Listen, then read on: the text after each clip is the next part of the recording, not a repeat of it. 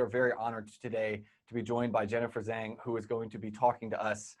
She has her own YouTube channel now called Inconvenient Truths. You can make sure to check that out. But Jennifer, thank you so much for joining us. Thank you for having me. So one of the things that we've been doing at Campus Reform is trying to wake people up to the growing threat that China poses to democracy and freedom around the world, especially here in America. And that's something that you have experienced firsthand. And so to start the conversation, can you tell us a little bit about your experience growing up in China and the trials that you were put through simply for speaking out against the norms there? Yes, I was born in China in 1966 when the Chinese Cultural Revolution started.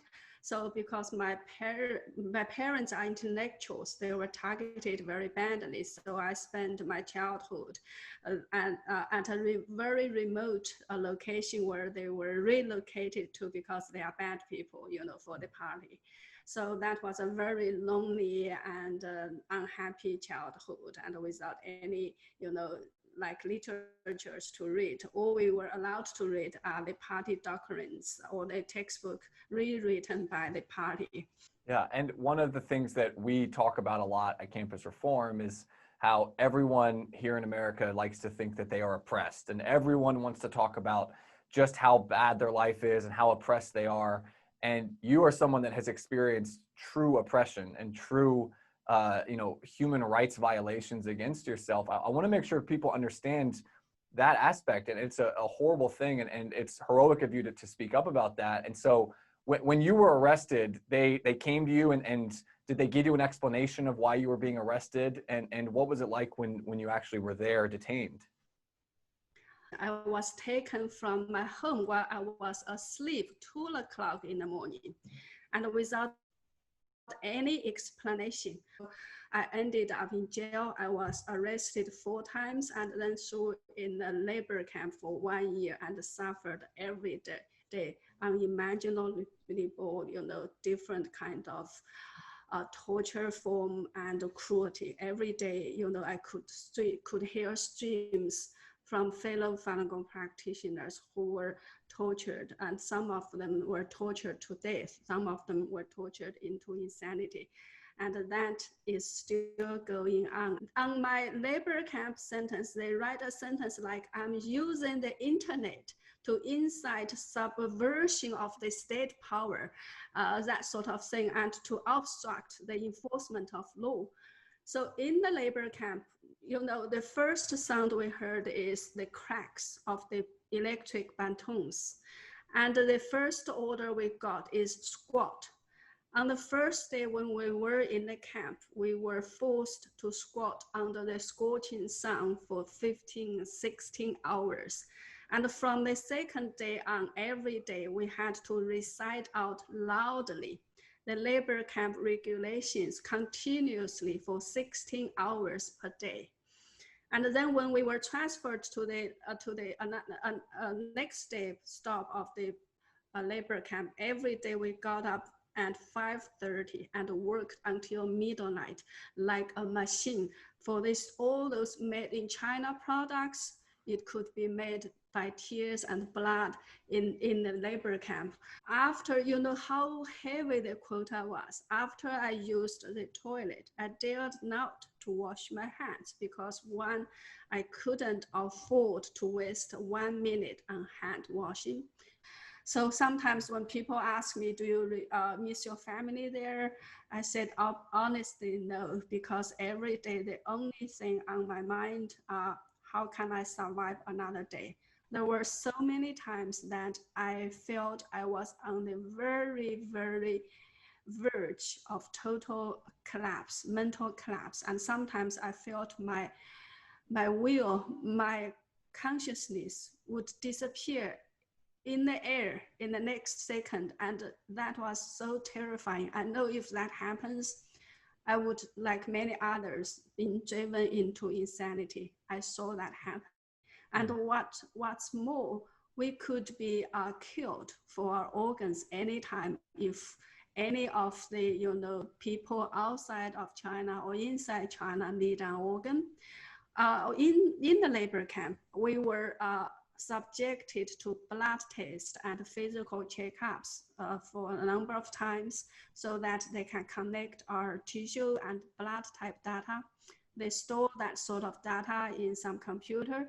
That's how the Chinese hospitals can promise you they can find an organ match for you within days, within 2 weeks if you need one, because they do reverse match inside that data. And if they find a match, they kill that person on demand so that they can sell your organs. One person's organ can be sold for $500,000, all those organs. So these are the realities of the labor camps and jails, prisons in China. And this is still happening on a very large scale today. And now it's not only after 21 years of persecution, Falun Gong, because the world failed to stop it on that stage. The CCP, the Chinese Communist Party, later expanded the persecution to Uyghurs, to people of Hong Kong. Now many Hong Kong youngsters also disappeared, and people feel very much that they were also sent to the mainland China, maybe in some of the camps, maybe they could also become victims of organ harvesting.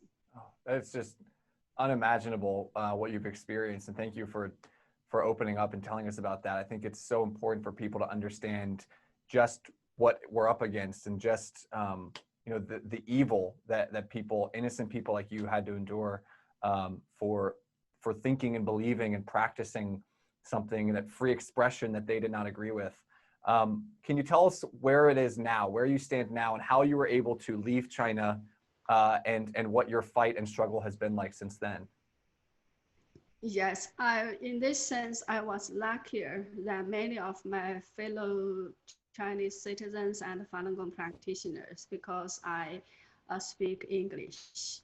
So actually, after I trying to stand all this torture and witness all this unimaginable cruelty happen around me, so 6 months after I was sent to the camp, I suddenly developed a very strong impulse to write a book to document what I experienced, what I see, because I think this is a very important period for human history, and this kind of darkness needs to be documented and to leave a true first-hand account to the history. I somehow felt it was my responsibility and my mission.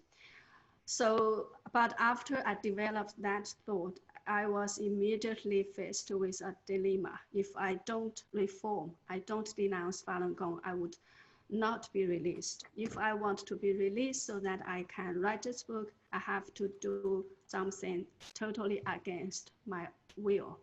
So I struggled within my heart for 1,000 times. That struggle nearly killed me for another 1,000 times, and that struggle is worse than all the physical torture I experienced. So anyway, in order to be able to be released so that I can write this book, I forced myself to do many of the things that I didn't want to do. And that process is so heart-wrenching. I really couldn't, detail everything in a very short period of time. But if people want to check out what happened in the day-to-day life of the labor camp and how I got out, there was a book I wrote, my memoir called Witnessing History, One Woman's Fight for Freedom and Falun Gong. And you can search that title plus my name and you can take a read. So anyway, after I was released, because I already decided in the labor camp to write this book, of course, I need to escape China first.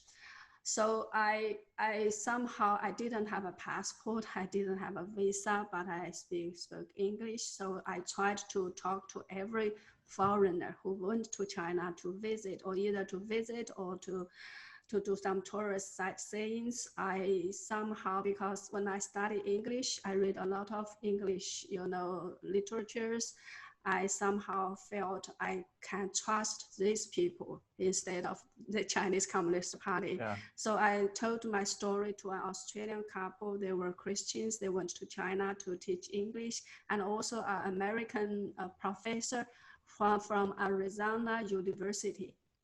So they all agreed to help me. So under their help, and especially the Australian couple, I was able to escape to Australia to seek asylum. So I got political asylum from Australia 2 years after I escaped. So I settled down in Australia. I finished writing my book in Australia, and I came to the States in 2011.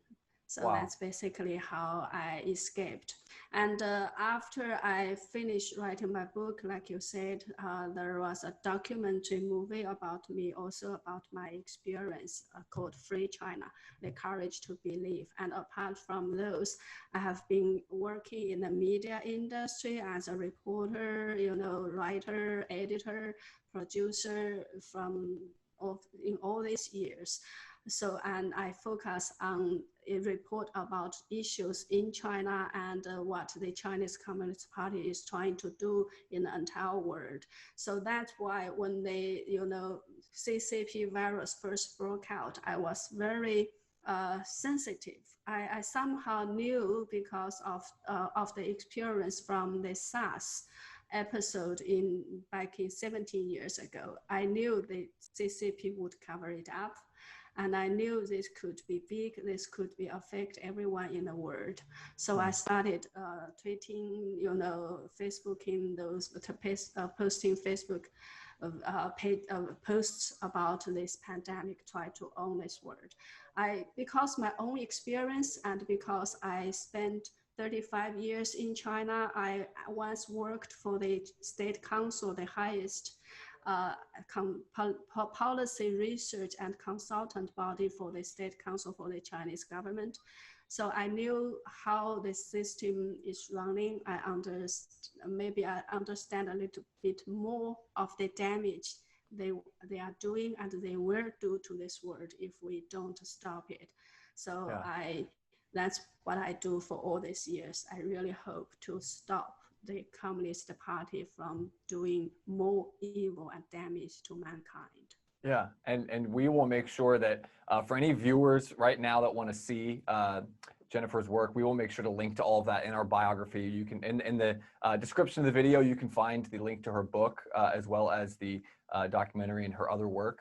And so I want to hear your thoughts on China's efforts to spread propaganda here on American campuses. We talk about Confucius Institutes, the Thousand Talents program, and most American college students think that China is just the harmless, country across the ocean that makes a lot of their clothing and toys, and they have a warped perception of what China is. They don't know stories like yours. They have no idea the human rights violations committed by China, and part of that is because China is spreading propaganda on campus.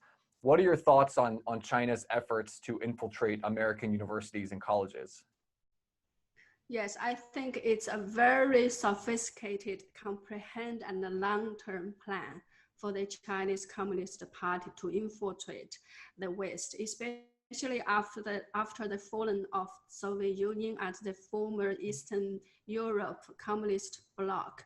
They know maybe only use violence or like the so-called violent revolution alone is not good enough to take over the world. So they adopted a non-violent but a gradual way. So they spent, maybe they know it could take maybe 1 or 2 or several generations to achieve that, but gradually they are pushing forward there's very sophisticated plan. Like inside China, we know all the information, all people can see, can hear, can know is controlled by the government. All the media is controlled by the government. And outside of China, anything that would come out of China will be carefully calculated and packaged by the party. So they give you an image they want you to see and to look and to give you an impression, and they suppress all the true information from flowing out of China. So anything, they in America, they take advantage of the freedom in America and in other free countries. They have their propaganda machinery running all over the world. They have CCTV broadcast freely everywhere. They have their newspaper there with all their propaganda, and they actually later on buy, pages in those mainstream media like New York Times, Washington Post.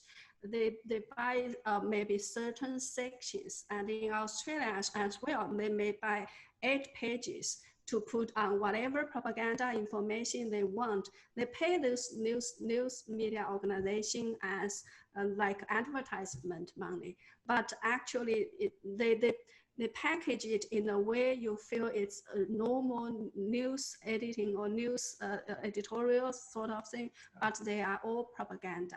And in the campus, because I know many universities, they want the Chinese dollar, so they accept many international students, and especially maybe over half of them are from China. And those students, every one of them is controlled by the Chinese Communist Party. Here they have Chinese consulate. This consulate have very close organization. They control people. Now we are talking about ban WeChat and TikTok. In America, India already banned 59, different Chinese software. So they organize students, they send out communications to Chinese students from those WeChat platform, and they actually paid the president to organize these students together. So they control all these Chinese students, and like you said, through Confucius Institute or classrooms, they promise you, or they will give you free, textbooks. They send free teachers. They teach you free the Chinese language.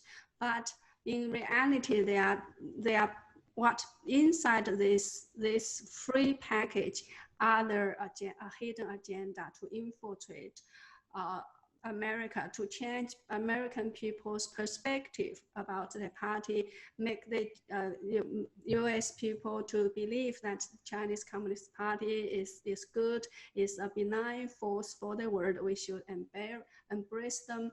And little by little, they infiltrate, I think, to a very deep degree of the US. I actually once did an investigation report about how, Oregon is I think the first Confucius classroom was set up in Oregon or Portland, I believe.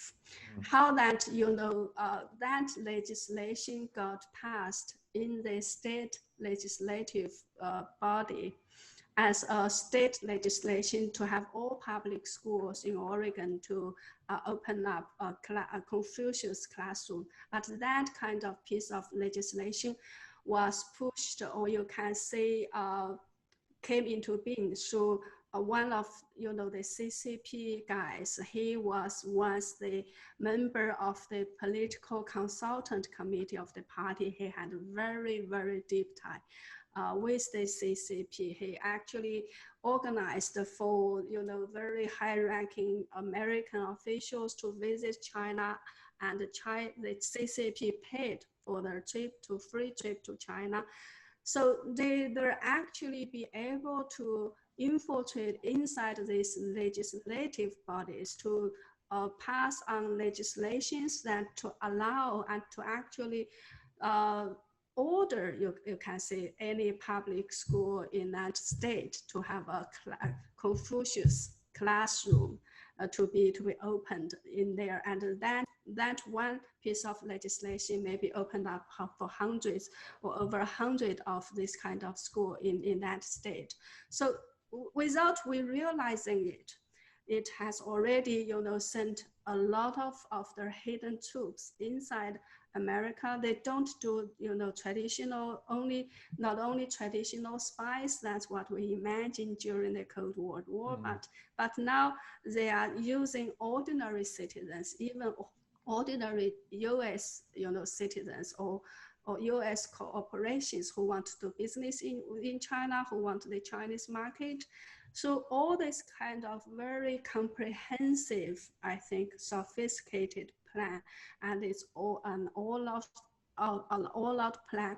They are, I think, successfully infiltrated US from every level and every aspect of this society, of course, including university campuses. Many of their, they have their Chinese scholars and students associations. They have these Confucius classrooms and all this kind of propaganda and exchange programs, and also, of course, the thousand tenants program where they recruit. Many of them were Chinese scholars who gained their maybe scholarship in USA. So they take the research, study or the result or achievements of America, secretly take them back to China. So they got two payments. They got a salary in the US, and at the same time they got another very high salary in the US, and they transfer the US technology and know-hows to China. And there are a lot of this kind of people. So without us knowing anything of this, they've already done such huge damage to the entire society. That is, I think, already to a very dangerous degree if we don't wake up and realize all this now. Yeah, and you touch on something so important, which is the theft of intellectual property, how the Chinese Communist Party is paying off professors here in America to give over research, and they're paying them for that research, as well as the, like you said, spying, essentially using universities as centers for espionage. And our own Department of Defense, our own military community, intelligence community openly says that the Chinese government is doing this, but people don't seem too scared. They don't seem to want to do anything. And so I have time for one more question. And the question is simple. What can be done? What should the average person be doing, especially young Americans? What should young Americans be doing to take this threat seriously and to combat it? I think first of all, the young Americans maybe could educate themselves first, to read like my book, like there is a very comprehensive book called 9 Commentaries on Communist Party, and there's another series called The Spectre of Communism is Ruling Our World. So by educate ourselves and to first of all become aware of what's their tactics, what they have done, what they plan to do, and what's their ultimate goal, and their history. If it's when we open up a bank account and we apply for a credit card, the bank will check your credit history, right? But when we deal with Chinese government or Chinese Communist Party, why don't we check their credit history? If we check their history, we could find it's a history of killing, of lying.